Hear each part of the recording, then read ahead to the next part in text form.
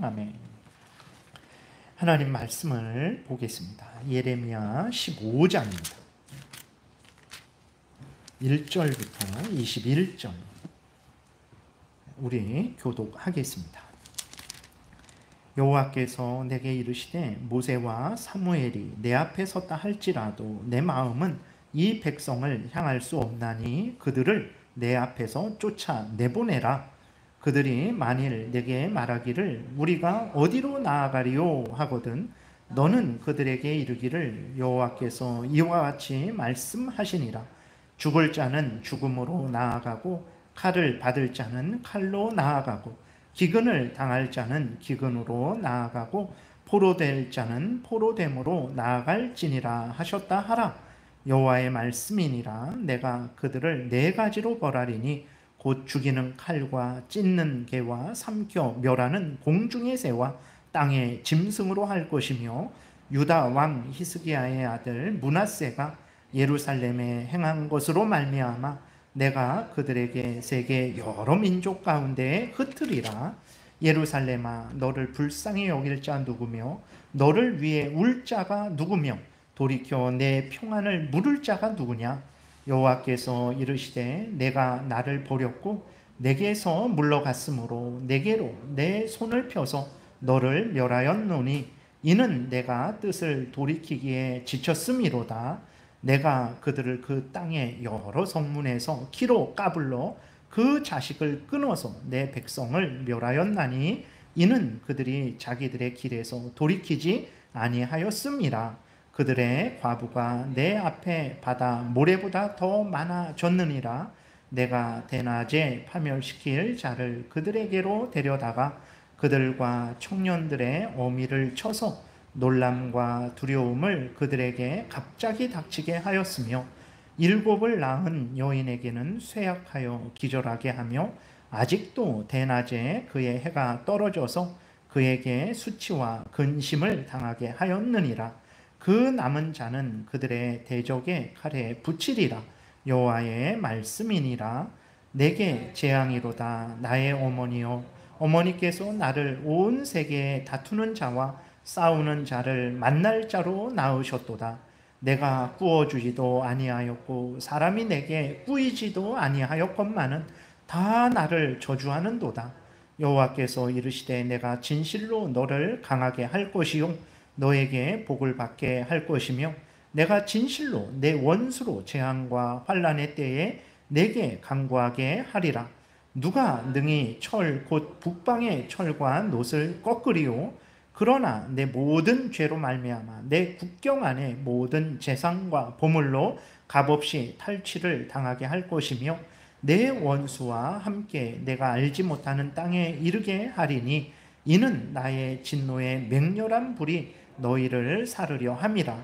여호와여 주께서 아시오니 원하건대 주는 나를 기억하시며 돌보시사 나를 박해하는 자에게 보복하시고 주의 오래 참으심으로 말미암아 나로 멸망하지 아니하게 하옵시며 주를 위하여 내가 부끄러움을 당하는 줄을 아시옵소서. 만군의 하나님 여호와시여 주는 나는 주의 이름으로 일컬음을 받는 자라.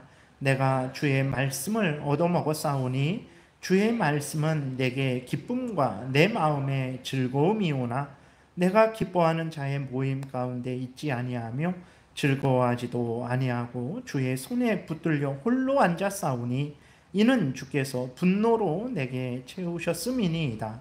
나의 고통이 계속하며 상처가 중하여 낫지 아니하면 어찌 됨이니이까. 주께서는 내게 대하여 물이 말라서 속이는 신에 같으시리이까. 여호와께서 이와 같이 말씀하시되 내가 만일 돌아오면 내가 너를 다시 이끌어 내 앞에 세울 것이며 내가 만일 헛된 것을 버리고 귀한 것을 말한다면 너는 나의 입이 될 것이라. 그들은 내게로 돌아오려니와 너는 그들에게로 돌아가지 말지니라. 내가 너로 이 백성 앞에 견고한 놋 성벽이 되게 하리니 그들이 너를 칠지라도 이기지 못할 것은 내가 너와 함께하여 너를 구하여 건짐이라. 여호와의 말씀이니라. 내가 너를 악한 자의 손에서 건지시며 무서운 자의 손에서 구원하리라. 아멘. 기도드리겠습니다. 살아계신 하나님 감사합니다. 이 시간에 하나님의 말씀을 전하고 듣습니다. 성령께서 역사하셔서 성경을 통해서 알려주시는 하나님의 뜻을 잘 깨달아 알고 그대로 믿고 순종하게 도우소서. 하나님의 영광이 드러나며 많은 사람이 유익을 얻으며 우리도 하나님의 복을 받을 줄 믿사오니 성경에서 알려주시는 대로 믿고 따르는 우리 모두가 되게 도우소서. 예수 그리스도의 이름으로 기도드렸습니다. 아멘. 오늘 본문도 이제 하나님께서 이스라엘 백성들의 죄악에 대해서 아주 단호한 진노와 형벌을 선언하시는 거예요. 계속 1장부터 계속 반복됩니다. 이사야부터 계속 반복되는 거예요. 그 전에 역대상하, 열왕기상하, 사무엘상하 계속 반복되는 내용은 무엇이냐면 이스라엘 백성들의 죄를 지적하고 회개하고 돌이키라는 것인데 그들이 그렇게 하지 않음으로 인해서 하나님께서 진노와 형벌을 선언하시는 그 내용이 이제 기록되어 있어요. 우리 1절을 한번 다 같이 읽어보겠습니다. 여호와께서 내게 이르시되 모세와 사무엘이 내 앞에 섰다 할지라도 내 마음은 이 백성을 향할 수 없나니 그들을 내 앞에서 쫓아내보내라. 여러분 이렇게 얼마나 단호하고 무서운 말씀입니까? 모세가 기도해도 소용없다. 사무엘이 기도해도 소용없다. 이스라엘 백성들을 내가 가나안 땅에서 내쫓을 것이다. 이렇게 하나님이 아주 단호하게 아주 매섭게 말씀을 하시는 거예요. 여러분 모세는 얼마나 대단한 선지자입니까? 하나님을 대면하여 본 자예요. 출애굽기 3장에 보게 되면 이제 하나님과 직접 대화를 나누지 않았습니까?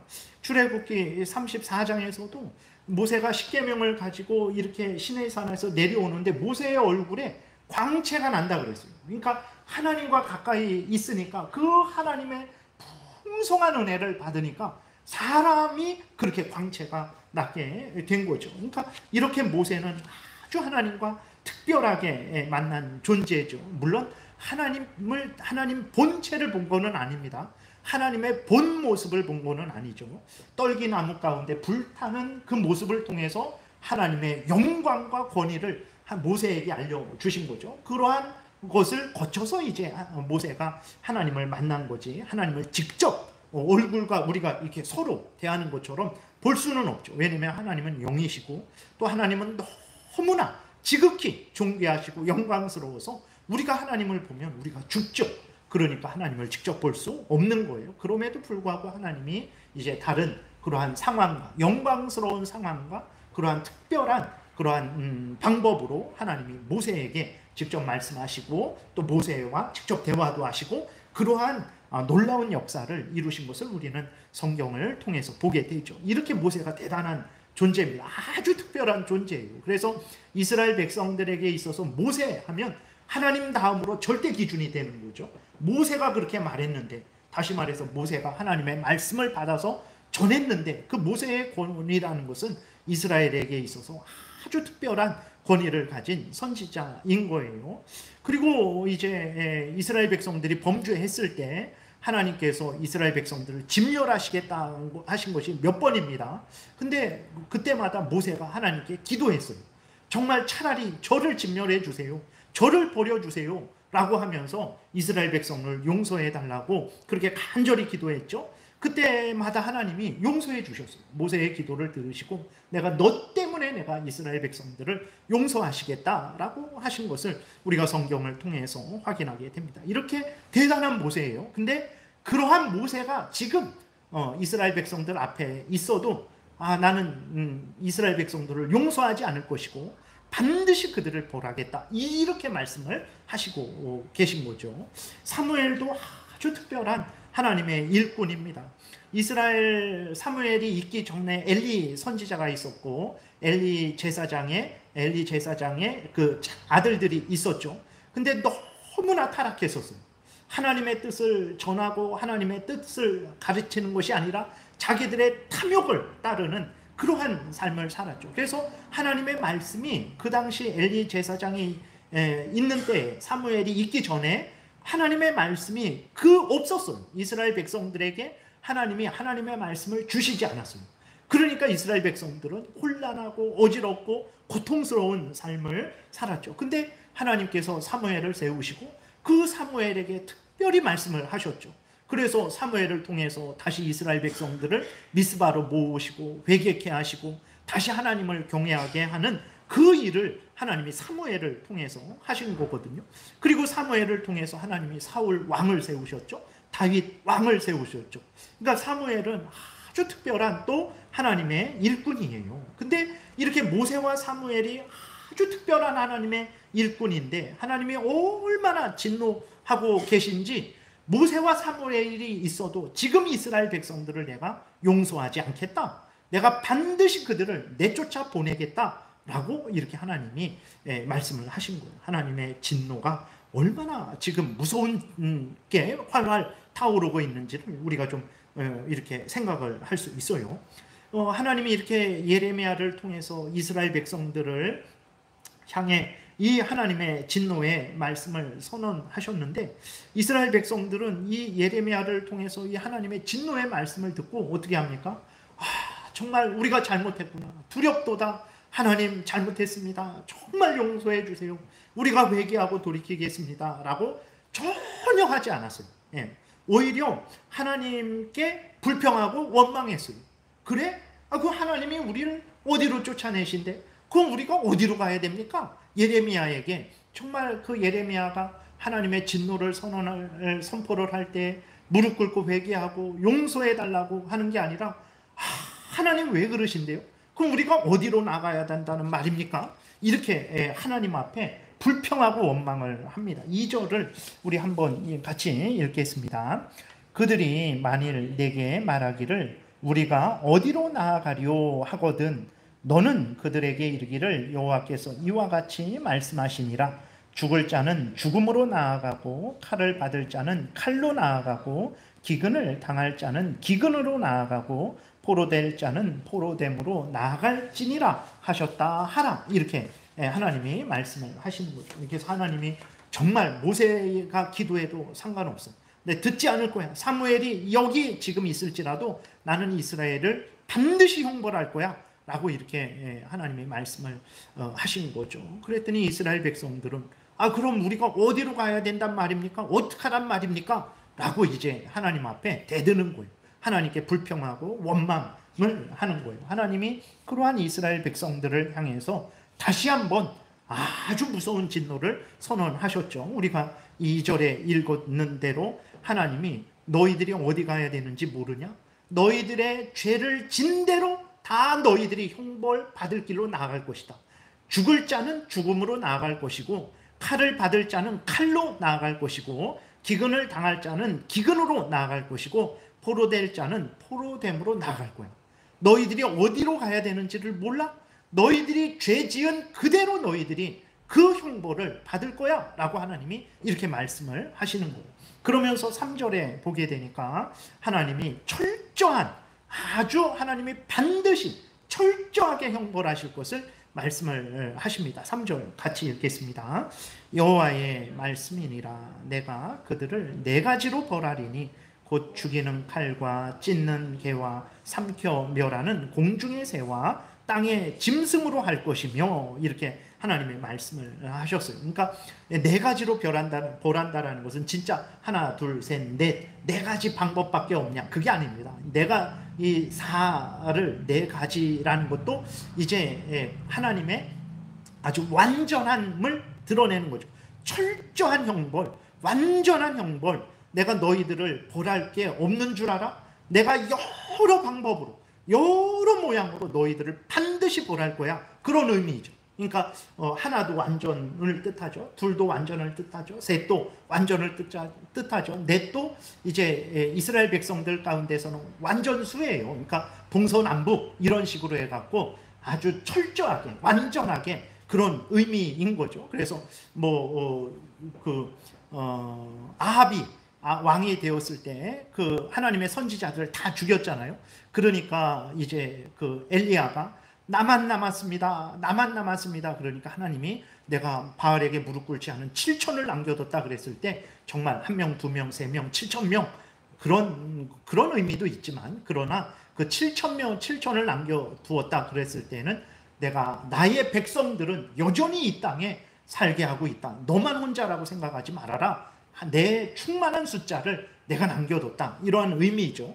10도 완전수고 그런 의미가 이제 12, 그 다음에 12 곱하기 12, 24, 그런 12 곱하기 1000, 12 곱하기 12 곱하기 1000, 14만 4천, 이런 것도 이제 하나님의 완전한 백성들을 의미하는 것입니다. 그래서 여기에 보게 되면 죽이는 칼, 찢는 개, 삼켜 멸하는 공중의 새, 땅의 짐승, 이것은 하나님의 아주 철저한 형벌, 완전한 형벌을 그렇게 말씀을 하시는 거예요. 참으로 하나님의 그 진노를 우리가 참 느끼게 되죠. 두려움을 느끼게 됩니다. 그러면 어떻게 이렇게 이스라엘 백성들이 하나님의 진노를 받는 처지가 되었을까요? 계속 하나님이 반복하고 또 반복하고 또 반복하고 말씀을 하셨죠. 4절 한 목소리로 같이 읽겠습니다. 유다 왕 히스기야의 아들 므낫세가 예루살렘에 행한 것으로 말미암아 내가 그들을 세계 여러 민족 가운데에 흩으리라 그랬어요. 왜 하나님이 모세가 기도해도 안 들을 거야? 사무엘이 기도해도 안 들을 거야. 난 반드시 철저하게 너 이스라엘 백성들을 형벌할 거야. 멸망시킬 거야. 라고 하나님이 이렇게 말씀하시는 이유는 4절에 있는 대로 유다왕 히스기야의 아들 므낫세의 죄악 때문이다. 이렇게 말씀을 하시거든요. 므낫세의 죄악 때문에 내가 그들을 이스라엘 백성들을 세계 여러 민족 가운데 흩어버릴 것이다. 나라를 멸망케 하고 포로로 끌려가게 하고 다 도망가게 하고 그래서 그냥 세계 모든 그러한 여러 나라 가운데 이제 뿔뿔이 흩어져 살게 할 것이다. 이렇게 하나님이 말씀을 하시는 거죠. 그럼 유다왕 히스기야의 아들 므낫세의 죄악이 어떤 죄악입니까? 아버지 히스기야는 참으로 하나님을 경외한 왕이에요. 아하스가 있는데 아주 악한 왕입니다. 정말 악한 왕이에요. 하나님의 성전을 우상 성전으로 바꿨어요. 하나님의 성전, 하나님께 제사 드리는 그런 것도 다 그냥 파괴시키고 거기에다가 아수르 신을 섬기는 제단을 만드는 거예요. 예루살렘 성전에다가 하나님께 제사 드리는 제단 그런 거 다 치워버리고 우상에게 제사 드리는 제단을 만들고 우상을 세웠던 왕이에요. 그 아하스가 그런 일을 했죠. 그리고 자기 아들을 죽였어요. 아들을 불태워서 우상에게 바쳤어요. 이스라엘 왕이. 근데 그 아들 히스기야가 살아남았는데 그 히스기야는 아버지 아하스와 정반대로 그 아버지가 행한 모든 악한 것들을 다시 하나님 앞으로 돌렸어요. 하나 성전을 깨끗하게 하고 우상을 다 없애버리고 이스라엘 백성들로 하여금 오직 하나님을 경외하게 하는 그런 아주 종교개혁을 철저하게 한 거죠. 그 아하스 히스기야. 근데 이 히스기야의 아들이 므낫세인데 이 므낫세는 정말 더 히스기야가 겨우 돌려놓은 그 모든 것들을 다시 아버지 아하스가 한 것보다 할아버지 아하스가 한 것보다도 더 악하게 만든 이제 왕이죠. 그래서 이 므낫세 왕이 이제 그 다시 그 하나님께 드리는 그 제사 드리는 성전을 다시 우상 성전으로 바꿔버렸어요. 하나님께 제사 드리는 거 다 없애버리고 우상에게 제사 드릴 수 있도록 우상 제단 만들고 그리고 또 이제 온 이스라엘 백성들로 하여금 우상을 섬기게 했죠. 그리고 그 성전에다가 하늘의 해와 달과 별들의 우상을 그 신들을 섬기는 제단을 만들었어요. 그리고 자기 아들도 불태워 죽였어요. 대단하죠. 우상에게 왜 불태워 죽입니까? 자기 소원을 이루기 위한 거죠. 자기 소원을 이루기 위해서 자기 아들을 죽였어요. 므낫세 왕도 그랬고 아하스 왕도 그랬죠. 그러니까 얼마나 이 악을 행한 것입니까? 그리고 열왕기하 21장에 거기에 보게 되니까 또 어떤 죄를 졌냐면 의인들을 수없이 죽였다 그랬어요.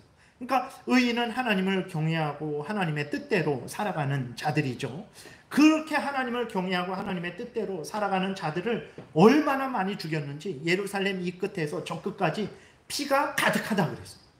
그러니 얼마나 많은 사람을 죽였습니까? 이 므낫세가 이러한 죄악을 저지른 거예요. 그러면 우리는 그렇게 생각을 할 수 있습니다. 아니 하나님, 그 므낫세가 그렇게 죄를 저질렀으면 므낫세만 벌하시면 되지 왜 이스라엘 전체를 칼로 죽이시고 뭐 철저하게 죽이시고 기근으로 질병으로 포로되게 왜 그렇게 하십니까? 라고 우리가 질문을 할 수 있는데, 여러분 므낫세가 우상을 섬기고 자기 아들을 불태워 죽이고 그 다음에 의인들을 죽이고 그럴 때 므낫세 혼자 그렇게 했겠습니까? 그러지 않아요. 이스라엘 백성들이 거기에 동참을 한 거죠. 우상을 제단을 만들 때 이스라엘 백성들이 같이 만들고 같이 거기서 하늘의 신에게, 별의 신에게, 뭐 달의 신에게, 달 신에게, 태양 신에게, 그렇게 우상들에게, 하늘 여신에게 제사 드리는 그 우상 제사를 드렸던 거예요. 의인들을 므낫세가 죽일 때에 이스라엘 백성들이 같이 자기들의 죄를 지적하고 하나님께로 돌이키라고 말하는 저 권리적대는, 저 잘난 체 하는 하나님의 사람들을 이스라엘 백성들이 같이 죽인 거죠. 그러니까 므낫세만 그 죄악을 저지른 게 아니에요. 이스라엘 백성들도 므낫세와 함께 그 죄악을 저지른 거예요. 얼마나 죄악을 그렇게 저질렀는지 하나님이 므낫세 때문에 내가 이스라엘을 멸망시키실 것이다, 그 정도로 죄를 저질렀는데 이스라엘 백성들이 함께 죄를 저질렀던 것이죠. 그리고 우리가 살펴봤던 대로 정말 보게 되면 선지자들도 함께 죄를 저질렀죠. 그 다음에 제사장들도 함께 죄를 저질렀어요.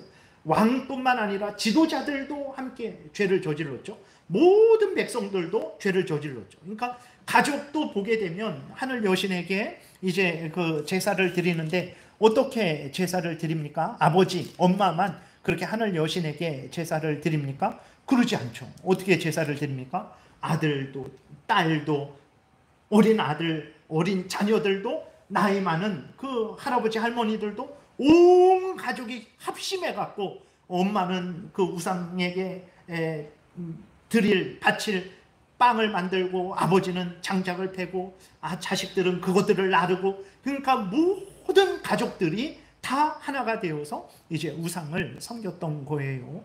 그러니까 므낫세의 죄악은 므낫세 왕 개인뿐만의 죄가 아니라 모든 이스라엘이 동참한 죄라는 것을 우리가 알 수 있죠. 그리고 6절, 7절을 같이 함께 읽겠습니다. 여호와께서 이르시되 내가 나를 버렸고 내게서 물러갔으므로 내게로 내 손을 펴서 너를 멸하였노니 이는 내가 뜻을 돌이키기에 지쳤음이로다. 내가 그들을 그 땅의 여러 성문에서 기록가 불러 그 자식을 끊어서 내 백성을 멸하였나니 이는 그들이 자기들의 길에서 돌이키지 아니하였습니다. 여기에서 5절에서는 므낫세만 지적하지만 6절에 그 앞부분에 여호와께서 이르시되 내가 나를 버렸고 내게서 물러갔다 그랬는데 너가 나를 버리지 않았냐 그랬을 때 너는 누굽니까? 그는 이스라엘 백성들을 말하는 거예요. 이스라엘 나라가, 유다 나라가, 모든 그 백성들 한 명 한 명이 다 하나님을 버리고 하나님을 떠나간 거예요. 창세기 4장에 나오는 가인처럼 하나님을 떠나가 버린 거예요. 마음에서 하나님을 지워버리고 하나님의 말씀을 던져버리고 그 말씀을 어기고 자기의 탐욕과 사람들의 헛된 아주 죄악의 말, 악한 사탄마귀의 괴계의 말을 자기 스스로 듣는 그 일을 한 거죠. 그게 하나님을 버린 것이고 하나님에게서 물러간 거죠. 만약에 우리가 여기 이렇게 앉아 있는데도 마음으로는 하나님을 우습게 알고 하나님보다 다른 것을 더 소중히 여기고 더 하나님 말씀보다 다른 어느 점쟁이의 말, 어느 정치인의 말, 어느 목사 개인의 말을 만약에 더 소중히 여긴다면 그게 하나님을 버린 것이고 하나님을 떠나간 것이다 라는 것을 우리가 잊지 말아야 됩니다. 이스라엘 백성들이 다 그렇게 한 거죠. 그리고 7절에서도 보게 되면 그 끝부분에 이는 그들이 자기들의 길에서 돌이키지 아니하였습니다 이렇게 말씀하고 있어요. 이스라엘 백성들이 이 죄악에서, 므낫세의 죄악, 거기에 동참을 하는 거죠. 우상을 따르고 탐욕을 따르고 헛된 인간의 말을 따르고 자신의 마음대로 완고한 고집대로 그렇게 살아가는 길에서 아무도 돌이키지 않는 거예요. 므낫세 왕만 돌이키지 않는 게 아니라 이스라엘 백성들도 돌이키지 않는 거죠. 그래서 하나님이 이스라엘 백성들을 향해서 이제 이스라엘 백성들 전체를 이제 벌할 것이다 라고 이렇게 말씀을 하시는 거죠. 하나님은 공의의 하나님이십니다. 하나님은 불의하지 않아요. 인간은, 우리는 불의하죠. 우리는 항상 공의롭지 않아요. 정의롭지 않습니다. 내가 좋아하는 사람을 더 편애하는 거죠. 그것은 참 놀라운 게, 뭐 부모님들이 10손가락 깨물어서 안 아픈 손가락 어딨냐 이런 말을 해요. 그럼에도 불구하고 어떤 손가락은 더 이렇게 더 사랑하고 더 좋아요. 참 부모인데도 그래요. 부모인데도. 그리고 그러니 자기가 아파서 낳은 자식한테도 그러는데 남한테는 공평하게 대하겠습니까? 그러지 않아요. 세상에 공의가 어디 있고 정의가 어디 있습니까? 네.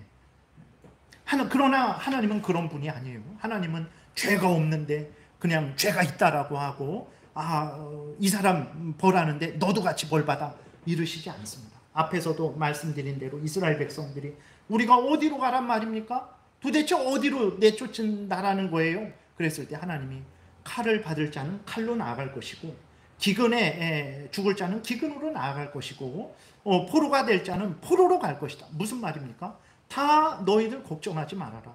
내가 공의로운 하나님으로서 너희들이 행한 대로 벌을 줄 거야. 너희들 걱정하지 마. 그렇게 불평하고 원망하지 마. 다 너희들이 지은 대로 벌을 받을 거야 라고 하나님이 이렇게 말씀을 하시는 거죠. 하나님은 죄가 없는데 죄가 있다라고 하시는 분이 아니라는 것을 우리가 명심을 해야 됩니다. 그래서 이스라엘 백성 모두가 범죄했기 때문에 하나님이 모든 이스라엘 백성들을 멸하시는 거죠. 그래서 예레미야가 2장에도 보게 되면 그 부모들이 자기를 잡아 삶아 먹잖아요. 우리나라에서도 그런 일이 많이 있었답니다. 뭐 이렇게 임진왜란이든지 아주 그러한 기근이 아주 심하게 들었을 때에 우리나라에서도 그 자식 잡아먹고 그런 일이 있었다 그래요. 그러니까 인간이 그런 존재들이 이스라엘 백성들만이 아니라 내가 살려면 내 자식도 삶아서 먹는 게 인간입니다. 옷을 그럴듯하게 입고 그랬습니까? 저랬습니까? 말을 아주 이렇게 부드럽게 하고 인격적으로 대하고 이렇게 부자 동네 가면 누구에게나 인사한다 그러는데 정말 그런 것 같아요. 아주 진짜 친절하지만 다 껍데기일 뿐이고 속은 내가 죽게 되면 내 자식도 잡아먹는 게 인간이죠. 하나님이 심판하시는 게 불의한 것이 아니라는 것을 우리가 겸손히 인정을 해야 되는 거예요. 그러면 이제 우리가 또 그런 생각을 할 수 있어요. 아니 이스라엘 백성들이 그렇게 므낫세가 또 이스라엘 백성들이 그렇게 죄를 졌는데 그렇다고 해서 오늘 1절에 얼마나 무섭습니까? 얼마나 냉정합니까? 모세가 기도해도 안 들을 거야. 사무엘이 기도해도 난 안 들어. 난 반드시 이스라엘을 철저하게 내가 그들에게 형벌할 거야. 그들 멸망하게 할 것이고 포로로 끌려가게 할 거야. 이후에는 이제 다 살펴보지는 못하겠지만 하나님이 지난번에도 그렇고 예레미야에게 이스라엘을 위해서 기도하지 마. 난 듣지도 않을 거야. 이렇게 말씀을 하시거든요. 그러면 우리는 아니 하나님이 이렇게 매정할 수 있는가? 아니 이스라엘이 그렇게 죽을 죄를 진 건가? 아니 그냥 용서해 주면 되는 것 아닌가라고 우리가 생각을 할 수 있죠. 하나님이 용서하시지 않는 하나님은 아닙니다. 하나님이 이렇게 오늘 본문에서 철저하게 반드시 형벌하실 것이다 라고 이렇게 말씀을 하시는데 이게 그래서 내가 아주 이스라엘을 지옥으로 던져버리고 영원히 벌할 것이다. 이거는 아니에요. 이스라엘이 죄를 졌기 때문에 단호하게 하나님이 그 죄에 대해서 형벌해서 이스라엘로 회개케 하고 돌이키게 하기 위한 단호함을 표시하신 것이지 정말 용서 없어 이젠 끝이야 이런 거 아닙니다. 하나님은 자비로우심 한이 없는 분이신데 용서를 한없이 하시는 분인데 우리에게 용서를 할 때 70번씩 7번이라도 그것은 완전한 거예요. 490번까지 해라가 아니라 한없이 용서하라는 거거든요. 한없이 용서하라고 명령하신 하나님이 이스라엘을 용서하시지 않겠습니까? 아니에요. 이스라엘 백성들을 반드시 용서하십니다. 그래서 우리가 이렇게 구원 얻은 거예요. 하나님이 이스라엘을 진멸하지 않고 다시 돌아오게 하시고 은혜 주셔서 그리스의 식민지가 됐는데도 생존하게 하시고 로마의 식민지가 되었는데도 생존하게 하시고 거기에서 예수 그리스도가 나게 하셨기 때문에 그 역사를 이루셨기 때문에 우리가 이 지금 예수님을 믿고 이렇게 구원 얻게 된 거죠. 그래서 이 본문을 읽을 때 이 하나님의 단호함은 회개하라는 단호함이에요.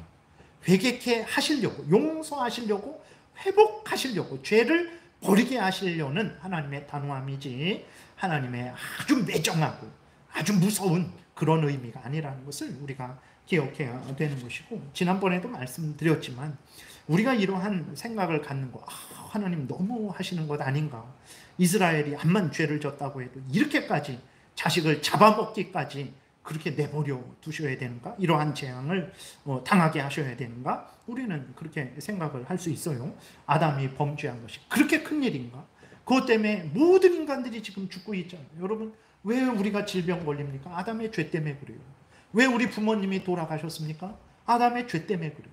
아니, 아담이 선악을 알게 하는 나무 열매 하나 따먹은 거, 그게 뭔 그렇게 큰 죄기 때문에 모든 인간들이 이 세상을 살아가는데 수고와 슬픔뿐이라고 그 모세가 시편 90편에서 자랑할 것도 없고, 그것도 그냥 쏜살같이 화살같이 날아가는 그러한 인생이고, 주의 진노에 떨며 두려워하다가 마무리하는 그런 인생이라고 그렇게 고백을 하고 있잖아요. 아니, 그 하나님이 이렇게까지 하셔야 되는가 라고 여전히 우리들 마음속에 이러한 생각이 들 수 있죠. 근데 지난번에도 말씀드렸던 것처럼 이것은 그만큼 우리가 아직 하나님이 어떤 분인지를 모르는 거예요. 그리고 하나님의 뜻대로 살아가지 않는 게 죄죠. 그 죄가 얼마나 악한 것인지를 우리가 모르는 거예요. 그렇기 때문에 이스라엘이, 하나님이 계속해서 이스라엘의 죄를 지적하고 므낫세의 죄를 지적하고 거기에 동참한 이스라엘 백성들의 죄를 지적할 때, 아니 이게 다야? 이게 다야? 겨우 이 정도밖에 안 했는데 하나님이 그렇게 화내시고 그렇게 이스라엘 백성 칼에 전쟁에 죽게 하시고 포로로 70년 끌려가게 하시고 그렇게 하신 거예요. 우리가 그렇게 생각을 하게 되는 거죠. 그러니까 죄에 대해서 우리 심각한 문제는 그리스도인들이 그 죄의 심각성을 깨닫지 못하는, 그럴 수도 있는 것 아닌가? 그럼 인간이 어떻게 살란 말인가? 이렇게 하는 거예요. 여러분, 세상은 보세요. 오늘 다 하지는 못하고 이제 조금만 하고 마치겠습니다. 세상을 보게 되면 정치인들을 보세요. 텔레비에 나오는 정치인들을 보세요. 죄를 미워하고 그 죄 때문에 통곡하고 애통하고 그 죄를 버리기 위해서 자신이 노력하고, 국민들이 일반 상식 수준에서 그리스도인이 아닐지라도 양심이 있잖아요. 법이 있잖아요. 헌법이 있잖아요. 그 형법이 있고 다 법이 있잖아요. 그럼 그 법에 근거해서 내가 잘못됐구나, 내 죄를 인정하고 그 죄를 용서를 빌고 그 죄를 짓지 않고 법을 지키려고, 그리고 국민들에게 법을 지키는 국민들이 되도록 애쓰는 정치인이 누가 있습니까? 누가 있습니까? 누구 있는데요? 저 사람 있는데요? 근데 문제는 보게 되면 이러한, 그렇게 이 사람 있지 않습니까? 그렇게 말을 하죠. 또 저 사람 있지 않습니까? 라고 그렇게 말을 하는데, 문제는 내가 좋아하는 정당, 내가 좋아하는 정치인은 그렇다고 말을 해요. 근데 내가 싫어하는 정당, 내가 싫어하는 정치인은 그렇지 않다고 말해요. 근데 객관적으로 성경 말씀을 놓고 보면 도토리 키재기죠. 물론 더 악한 사람이 있습니다. 덜 악한 사람이 있어요. 그 더 악한 사람이 있고 덜 악한 사람이 있어요. 그러나 분명한 것은 무엇이냐면, 국민들, 정치인들도 그렇고 국민들도 공정하게 자기 양심, 세상에 법이 있잖아요. 그리고 양심이 있잖아요. 인간의 상식이 있잖아요. 그거에 근거해서 상대편을 우리가 공격하고, 정치니까 어차피 서로 투쟁도 하고 또 때로는 타협도 해야 되는 거니까 싸울 때에는 무섭게 싸우죠.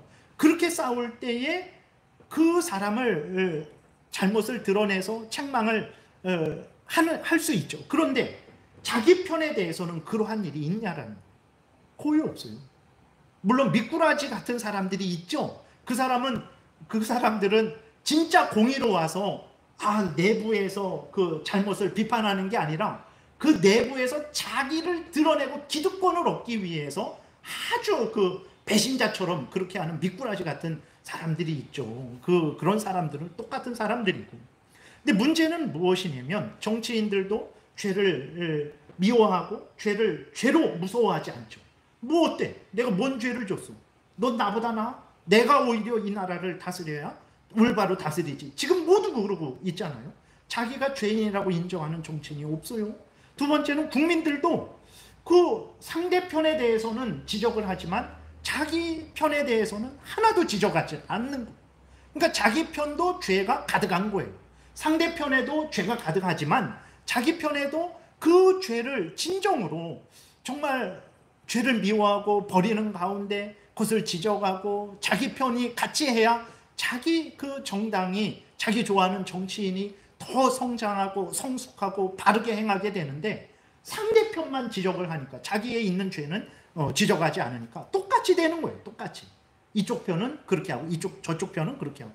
근데 진짜 큰 문제는 이러한 일에 그리스도인들도 똑같다라는 거죠.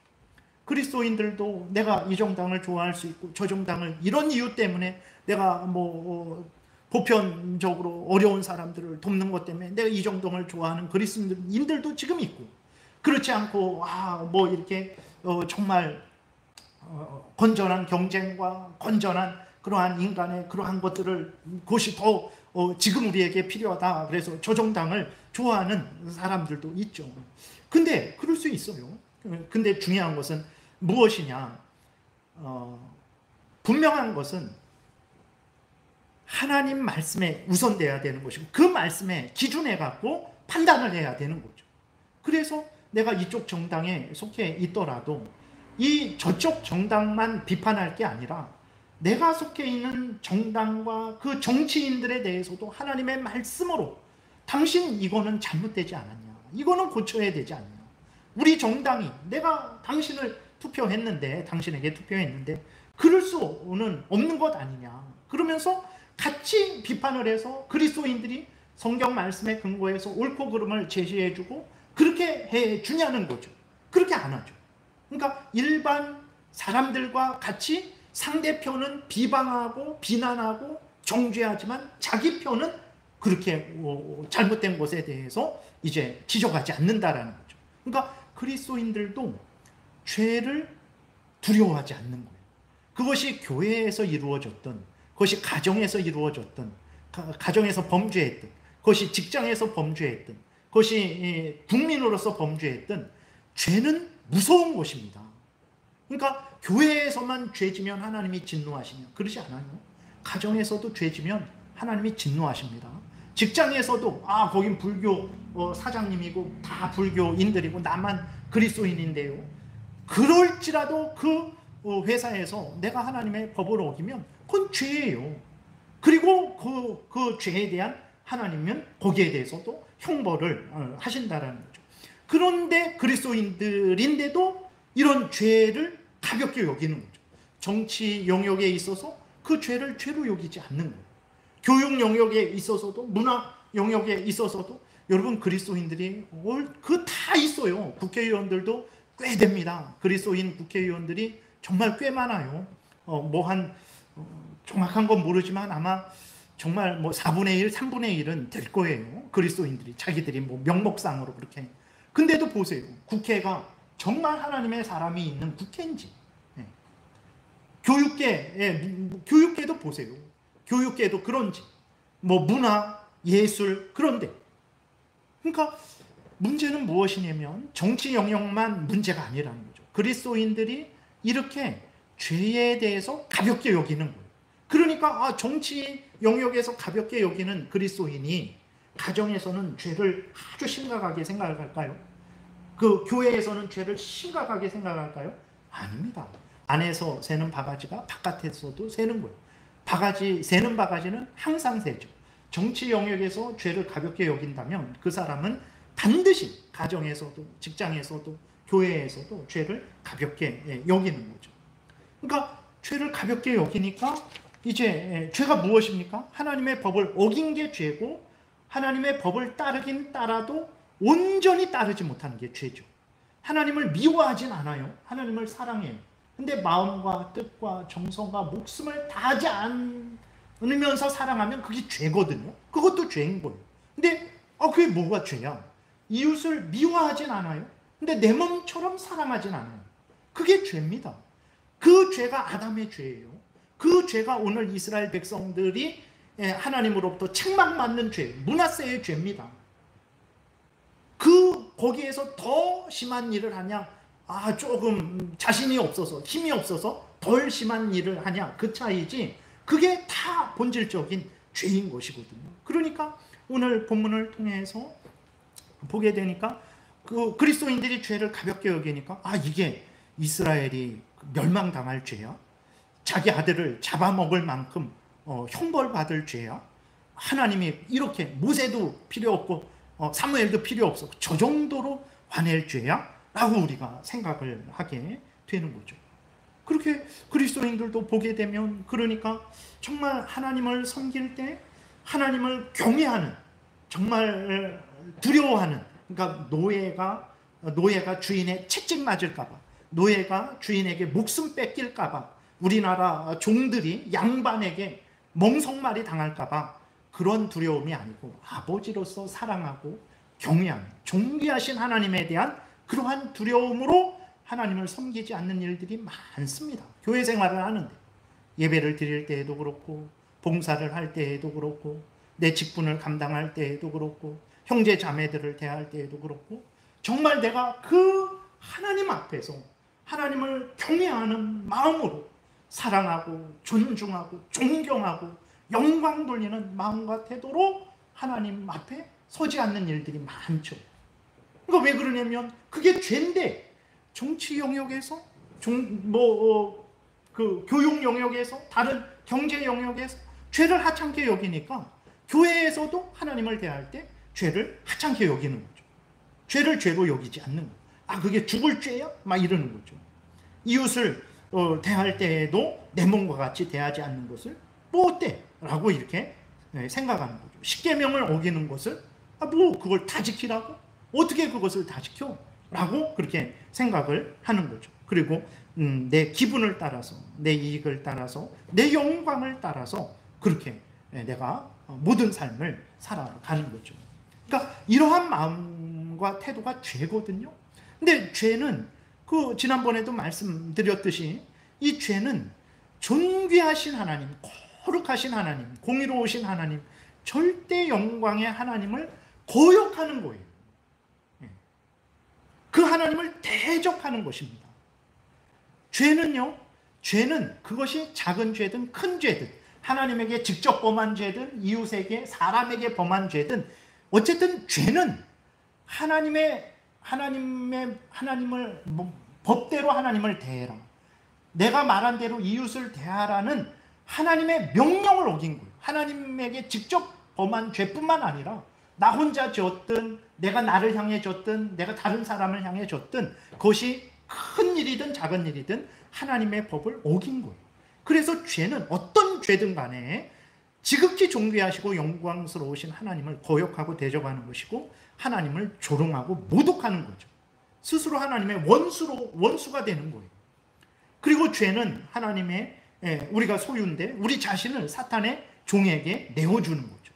그리고 죄는 다른 사람을 파괴하는 것이고 다른 사람을 멸망케 하는 것이고 그리고 나 자신을 스스로 파괴하는 것이고 스스로 멸망케 하는 거죠. 그래서 죄는 가장 악하고 더러운 것, 죄는 아주 무서운 것입니다. 죄는 정말 우리가 데살로니가전서 5장에서 말하고 있는 대로 우리가 만지지도 말고 보지도 말고 그 어떤 모양이라도 버려야 될 것이 죄인 거예요. 근데 죄가 그렇게 무섭고 더러운 것이고 하나님을 거역하고 영광을 가리고 이웃을 멸망케 하고 나 자신도 스스로 멸망케 하는 아주 악하고 악한 죄인데 그 죄를 우리가 가볍게 여기는 거죠. 그래서 하나님이 이스라엘 백성들을 향해서 그렇게 말씀하실 때 너무 심한 것 아닌가. 바로 그것이 우리가 큰 심각한 영적인 상태에 잘못된 상태에 있다라는 것을 우리가 증거하고 있는 것입니다. 그래서 오늘은 여기까지 이제 좀 살펴보겠는데, 그래서 오늘 본문을 통해서 우리가 기억할 것이 무엇입니까? 하나님의 법을 어기고 또 행하더라도 온전히 행하지 못하는 것이 죄라는 것을 우리가 분명히 인식해야 되죠. 그래서 이 죄는 정말 하나님의 원수로서 살아가는 것이고 사탄의 종로로 타는 것이고 하나님을 조롱하고 멸시하는 것이고 이웃을 파괴하는 것이고 우리도 스스로 멸망길로 걸어가는 것이라는 것을 분명히 인식해서 정말 우리는 죄를 미워하고 버려야 됩니다. 근데 이스라엘 백성들이, 예레미야 당시 이스라엘 백성들이 이런 생각을 전혀 갖지 않았던 거예요. 아니 뭐 우리가 그렇게 무슨 잘못을 했길래 하나님이 아우 저렇게까지 하실까? 도대체 우리가 어디로 가야 됩니까? 어디로 가라고 그래요? 예레미야에게 우리가 어디로 가라 그래요? 하나님이 어디로 가라고 말합니까? 이런 식으로 하는 거예요. 그러니까 자기들의 하나님이 그렇게 진노하시는데 하나님 너무하신다. 왜 저렇게 유난을 떠실까? 하나님 우리가 어디로 가면 됩니까? 이렇게 말을 하는 거예요. 그러니까 이것을 어떻게 고칠까요? 그러니까 사람인데 정말 죄로 오염되고 부패되어서 하나님이 말씀하시는 대로 이 세상에서 제일 악하고 더러운 게 진짜 인간의 마음이다 라는 것을 하나님의 말씀을 하십니다. 이스라엘 백성들이 그런 마음과 태도였던 거예요. 근데 우리가 어찌 그런 마음과 태도를 보면서 하나님이 너무하신다 그럴 수 있겠습니까? 앞에서도 말씀드렸듯이 하나님은 너무하시는 분이 아니에요. 죄 없는 자에게 너 죄 있다 그러는 분도 아니고 뭐 죄 요만큼 지었는데 너는 100개 지었지 누명 씌우는 분도 아니죠. 공의로우신 하나님이라는 것을 우리가 잊지 말아야 됩니다. 그래서 우리는 죄를 정말 분명히 깨달아 알고 죄를 미워하고 버리고 항상 하나님의 말씀을 따라서 하나님을 경외하고 성경에서 알려주신 대로 믿고 따라야 되죠. 이것이 창조의 목적입니다. 그 창조의 뜻을 거역하는 거죠. 그렇지 않는 게. 그리고 예수 그리스도 안에서 우리를 구원하여 주신 목적인 거예요. 하나님을 경외하고 하나님의 뜻대로 사는 거. 근데 내가 그러지 않고 죄를 진다면 그는 예수 그리스도의 십자가를 더럽히는 것이고 그 피를 더럽히는 것이고 예수 그리스도를 다시 십자가에 못 박는 거죠. 그리고 하나님이 이스라엘 백성들에게 원하신 뜻이고 오늘 우리에게도 원하시는 것입니다. 여러분들이 항상 그래서 하나님의 말씀대로 이 성경 말씀대로 십계명을 따라서 어디에서나 어떤 형편 처지에나 항상 하나님을 경외하고 하나님의 말씀대로 살기 위해서 애쓰고 힘쓰시기 바랍니다. 이스라엘 백성들이 그런 마음을 버렸던 것이고 갖지 않은 것이고 그런 삶을 살지 않았던 거예요. 우리가 그것을 보면서 하나님의 백성들도 유혹을 당하고 우리 죄성의 지배를 당하고 시험 들게 되면 저렇게 될 수 있구나라는 것을 깨달아 알고 하나님 앞에 항상 깨어서 하나님 뜻대로 살아가는 삶을 살아야 되겠습니다. 기도드리겠습니다. 살아계신 하나님 감사합니다. 인생을 적당히 살아가면 남하고 또 원수 짓지 않고 적당히 먹고 마시고 즐겁게 살아가면 다 되는 것인 줄 알았는데 하나님 그것이 전부가 아니고 우리가 무엇보다도 하나님 앞에서 하나님을 경외하고 하나님의 말씀을 따르는 것이 제일 우선이라는 것을 하나님 다시 한번 깨달아 알게 됩니다. 인생을 살아가면서 때로는 힘들고 어려워서 또 때로는 너무 바쁘고 정신이 없어서 또 때로는 지금 현실이 너무 좋아서 이 본분을 잊어버릴 때가 있는데 하나님 우리 자신의 죄성, 교묘한 죄성에 속지 말고 세상의 유혹에 속지 말고 사탄의 괴계에 속지 말고 항상 성경에 근거한 삶을 사는 우리 모두가 되게 도우소서. 하나님의 영광이 드러나며 이웃이 유익을 얻으며 우리도 복을 받을 줄 믿습니다. 감사드리고 예수 그리스도의 이름으로 기도드렸습니다. 아멘.